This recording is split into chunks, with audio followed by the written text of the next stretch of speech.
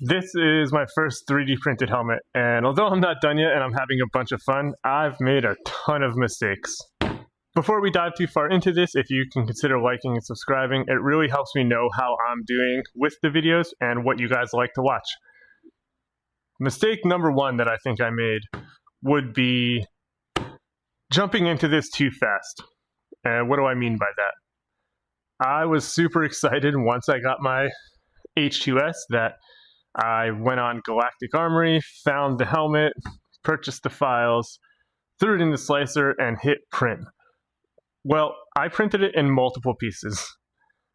The point of me getting that printer was to be able to print them as a single piece. Now, I didn't want to cancel the print, so I finished it, but slowing down and kind of taking my time would have saved me about 22 hours and a ton of filament. With mistake number two, I would say that is not having a clear end goal for what I want to do with the helmet. Am I going to wear it? Is it going to be like a shelf piece? Do I want there to be functional lights? Did I want vent holes? And I guess to get even deeper into that, let's say like if I decided I wanted the vent holes, I could have cut these out in the slicer program with the cut tool and make them a lot cleaner. Now, I'm going to have to spend a bunch of time filling and sanding and kind of finding a solution to it because, let's be honest, they're pretty grody. And although they're on the top of the helmet, I still want it to look nice, and I'm going to know they're there and it'll bother me. One other thing would be padding. So if I do decide that I want to wear it, am I going to like get ACH padding from an army helmet or airsoft helmet? Can I get like one of those ratchet straps from like a hard hat? There's a bunch of stuff I feel like I should have thought of before I started building this, but again, hindsight's 20/20, right? I'm just hoping that I don't make these mistakes when I continue going forward making other helmets. Mistake number three, using too much filler. I think I've wet sanded some cars less than I have this helmet. So I have a background in auto body before the military, and with cars you can slap Bondo on there, and we use this thing called the cheese grater to like scrape it down before it's all the way dry, so it makes it super easy to sand.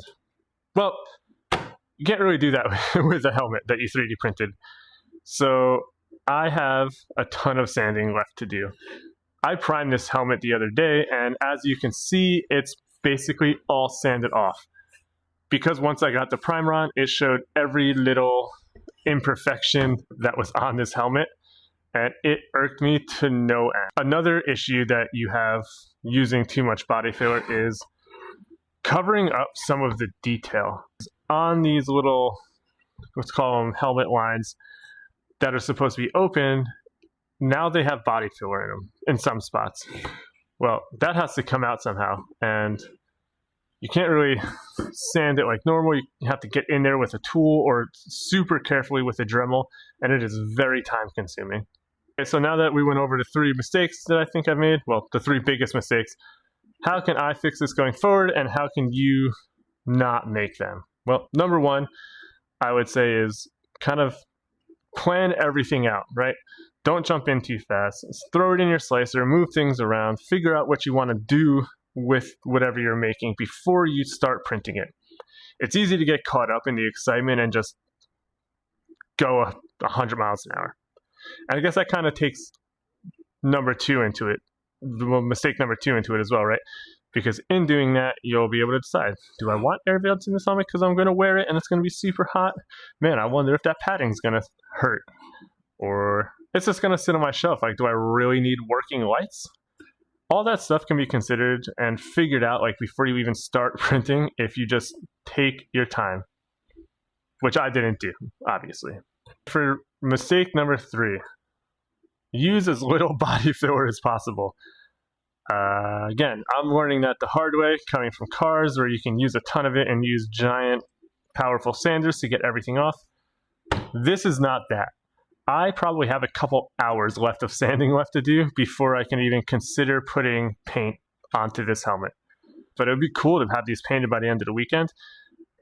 This one's definitely not going to happen. Maybe this one, but I'm probably going to dump all my time into getting this one and being able to paint them both at the same time.